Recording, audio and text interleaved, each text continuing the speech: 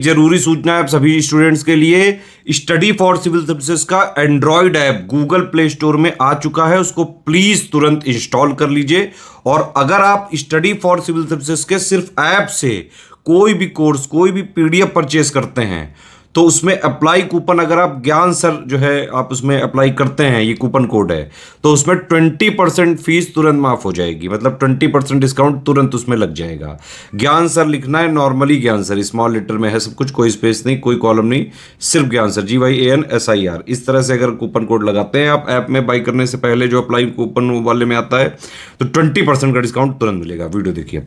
तो स्वागत है आपका सी सेट प्रिपरेशन के इस यूट्यूब चैनल पर। आज की इस वीडियो में हम लोग आरओ री एग्ज़ाम के लिए रीजनिंग के एक महत्वपूर्ण क्लास का डिस्कशन करेंगे, जिसमें कोडिंग डिकोडिंग के बारे में समझेंगे। देखिए, इससे पहले की वीडियोस में हम लोगों ने सीख रखा है कि कोडिंग डिकोडिंग से कुल कितने प्रकार के प्रश्न आते हैं, तो लेटर कोडिंग क्या होता है, उसे कैसे हल किया जाना है, ये सब हम लोगों ने पहले देख रखा है। आज नंबर कोडिंग के बारे में समझेंगे। देखिए, जो नंबर कोडिंग है इसमें भी पैटर्न वैसे ही चलेगा जैसे कि लेटर कोडिंग में चल रहा था। या तो ये नंबर +1 +2 इंक्रीजिंग ऑर्डर में ऐसे रहेगा, या ये -1 -2 डिक्रीजिंग ऑर्डर में हो सकता है, या मल्टीप्लाई हो सकता है, डिवीजन हो सकता है, कुछ भी हो सकता है। अगर आपने पहले की क्लास देख रखा है तो पैटर्न आपको पता होगा, और अगर आपने नहीं देखा है तो आगे आप क्लास देखिए, आपको समझ में आएगा कि प्रश्न को कैसे सॉल्व करना है। चलिए फिर बढ़ते हैं अगली स्लाइड पे। देखिए, अब नंबर कोडिंग के प्रश्नों को अगर टैकल करना है तो कुछ चीज़ आपको ज़रूर याद होना चाहिए। जो नंबर, जो अल्फ़ाबेट है, अल्फ़ाबेट की प्लेस वैल्यू में आपको रिवर्स प्लेस वैल्यू भी पता होना चाहिए और फॉरवर्ड प्लेस वैल्यू भी पता होना चाहिए। अगर आपको याद है तो अच्छी बात है, नहीं याद है तो देखिए यहाँ पे ये पूरा अल्फ़ाबेट लिखा गया A से Z तक। मैं यही कहूँगा कि आप इसमें इसे याद कर लीजिएगा, आप ट्रिक के चक्कर में ना पड़िए। आगे आपको ट्रिक बताया जाएगा, लेकिन आप याद कर लेंगे तो ज़्यादा बेहतर रहेगा। जैसे A का 1 है, B का 2, C का 3, D का 4, E का 5, F 6, G 7, H 8, I 9, J 10, K 11, L 12, M का 13, N का 14, O 15, P 16, Q 17, R 18, S 19, T 20, U 21, V 22, W 23 और X 24, Y 25 और Z 26। देखिए, इसमें कुछ शब्द तो ऐसे हैं ना, कुछ लेटर्स जो आपको बड़े आसानी से याद हो जाएंगे। जैसे T20, आपने ये कई बार मतलब T20 मैथ सुना होगा, तो आप T का हमेशा 20 याद रखिएगा। अब अगर T20 आपको याद हो गया तो आगे का यस याद हो जाएगा, यू याद हो जाएगा, आप चीज़ों को रिलेट कर पाएंगे। जैसे A1 B2 C3 D4 E5 F6, आप अगर 3-4 बार इसको लिख के प्रैक्टिस कर लेंगे तो एकदम अच्छे से आपको कंठस्थ हो जाएगा। ये जितना जल्दी आप इसे कैच कर पाएंगे, जैसे लेटर से नंबर, नंबर से लेटर कन्वर्ट कर पाएंगे, कोडिंग डिकोडिंग के प्रश्नों को आप उतना जल्दी सॉल्व कर पाएंगे, क्योंकि इसका की पॉइंट ही यही है कि आपको कन्वर्ट करने तेज आना चाहिए। अब जब आपको ये रिवर्स फॉरवर्ड प्लेस वैल्यू याद हो जाएगा जिसे आगे से, तो रिवर्स प्लेस वैल्यू अपने आप याद हो जाएगा। 27 से अगर फॉरवर्ड प्लेस वैल्यू को माइनस कर देंगे तो फिर आपको रिवर्स प्लेस वैल्यू मिल जाएगा।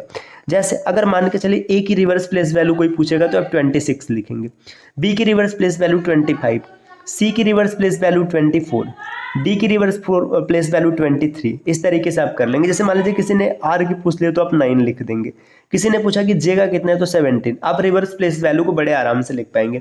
P का हो जाएगा 11, जैसे आपको फॉरवर्ड याद है ना, उसे 27 से माइनस कर दीजिएगा।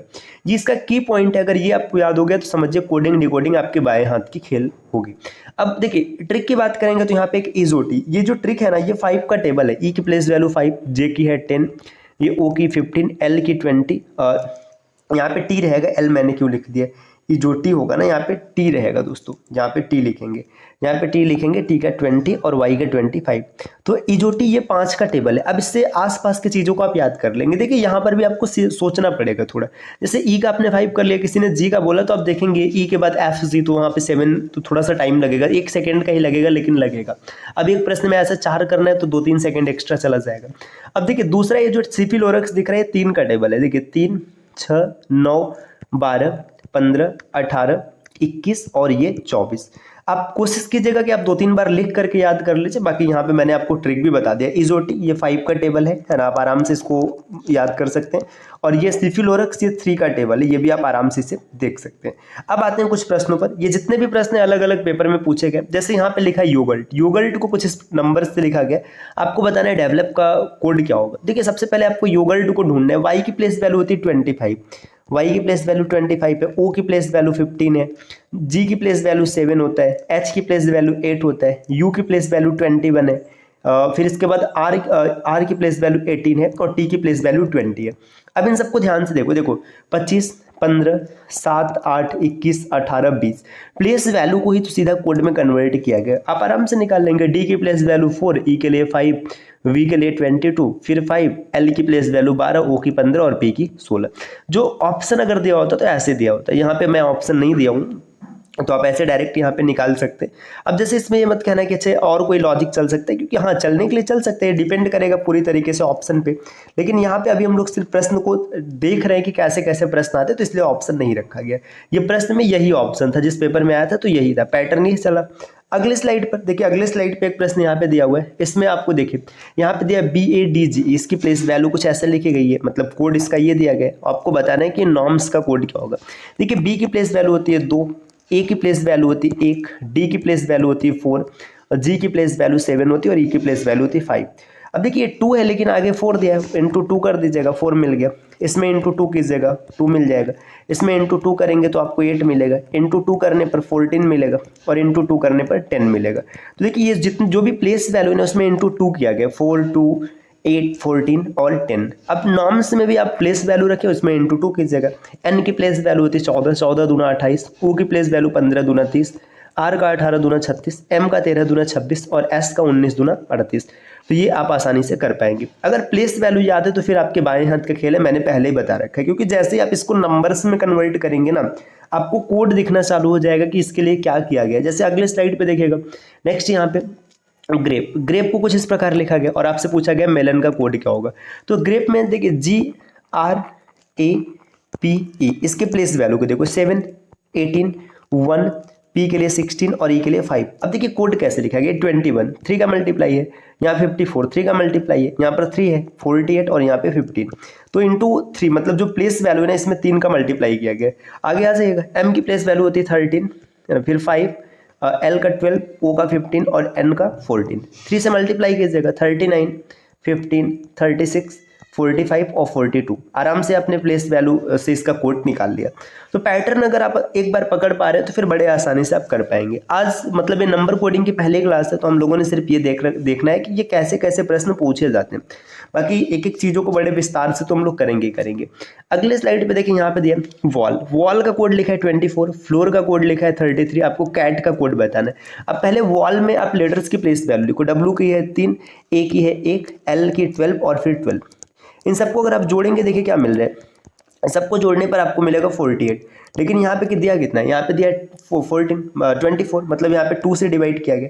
आगे इसको भी चेक करते हैं। F की प्लेस वैल्यू 6, L के लिए 12 हो गया, O के लिए 15, फिर से 15 और R के लिए 18। सबको जोड़ते हैं हम लोग। देखिए यहाँ पे 12, 6, 18 और 18, 18, 36 और 30, 66 आ रहा है। लेकिन यहाँ पे क्या किया गया, 2 से भाग किया गया तो 33 मिल गया। देखिए पैटर्न आपको पता चल गया। जो प्लेस वैल्यू है ना, प्लेस वैल्यू का सम निकालना है। जो भी प्लेस वैल्यू है, प्लेस वैल्यू को आपको क्या करना है, इसका सम निकालना है और इसमें आपको डिवाइड करना है 2 से। तो देखिए C की प्लेस वैल्यू होती है 3, अगर C के लिए जाएंगे तो 3, A के लिए 1 और T के लिए 20।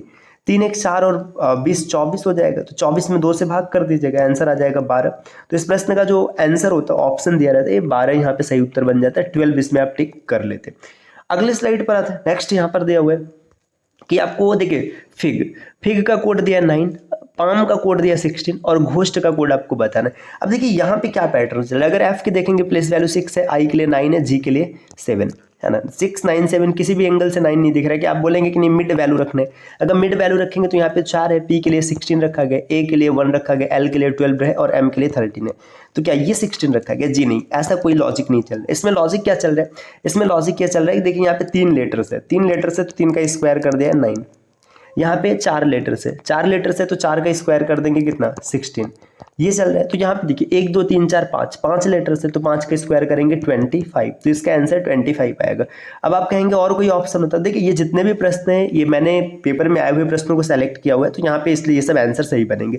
हाँ, ये बात सही है कि अगर कोडिंग डिकोडिंग के प्रश्न आप सॉल्व करें, वहाँ पे 25 आंसर नहीं दिया होता, तब तो कोड अलग हो जाता। तो वो सब चीज़ हम लोग MCQs फॉर्मेट में करेंगे, मतलब उसमें ऑप्शन भी दिया रहेगा, तब आपको ज़्यादा अच्छा समझ में आएगा। ये सब पेपर के क्वेश्चन जितने भी आंसर बताए गए सब यही बनेंगे। अगली क्लास से अब हम लोग जब प्रश्नों को लेकर आएंगे तो उसमें आपको ऑप्शंस भी दिखेंगे, तो ऑप्शन के बेसिस पे हम लोग प्रश्नों को सॉल्व करना सीखेंगे। कई बार ऐसा होता है ना कि आप जो कॉन्सेप्ट लगाते हैं उसका ऑप्शन मैच नहीं करता है, तो फिर वहाँ पे कुछ अलग वो पैटर्न चल रहा होता है। तो ये दोस्तों आज की छोटी सी क्लास रही, आपको कैसी लगी कमेंट करके ज़रूर बताइएगा। और इस प्रकार की क्लासेस आपको लगातार मिलती रहेगी, बस इसके लिए आपको चैनल को सब्सक्राइब करना है। और अगर आप आरओ री एग्ज़ाम या फिर यूपी पीसीएस के किसी भी एग्ज़ाम की प्रिपरेशन कर रहे हैं या फिर यूपी ट्रिपल एससी कोई भी एग्ज़ाम, मतलब ऐसा समझिए अगर आप गवर्नमेंट एग्जाम की प्रिपरेशन कर रहे हैं तो फिर आप कंप्लीट प्रिपरेशन मात्र एक जगह से कर सकते हैं, स्टडी फॉर सिविल सर्विसेज। अगर आप किसी पीसीएस एग्ज़ाम को टारगेट कर रहे हैं, चाहे यूपी पीसीएस हो, चाहे बीपीएससी हो, यूपी ट्रिप मतलब एमपीपीएससी हो, आरपीएससी हो, आप स्टडी फॉर सिविल सर्विसेज के एप्लीकेशन को इंस्टॉल कर सकते हैं। और वहीं पर अगर आप किसी वनडे एग्जाम को टारगेट कर रहे हैं, जैसे यूपी ट्रिपल एससी का कोई एग्जाम हो गया, चाहे जूनियर असिस्टेंट है या फिर स्टेनोग्राफर है, लेखपाल है, लोअर पीसीएस है, या फिर मान के चलिएगा आप एसएससी के किसी एग्जाम को टारगेट कर रहे हैं, बैंक को टारगेट कर रहे हैं, तो उसमें जो जीएस आता है आप उसे ज्ञान सर एजुकेशन एप्लीकेशन से प्रिपेयर कर सकते हैं और बेहतरीन तैयारी कर सकते हैं साथियों यहाँ से। तो इसके लिए आपको एप्लीकेशन को इंस्टॉल करना है प्ले स्टोर से।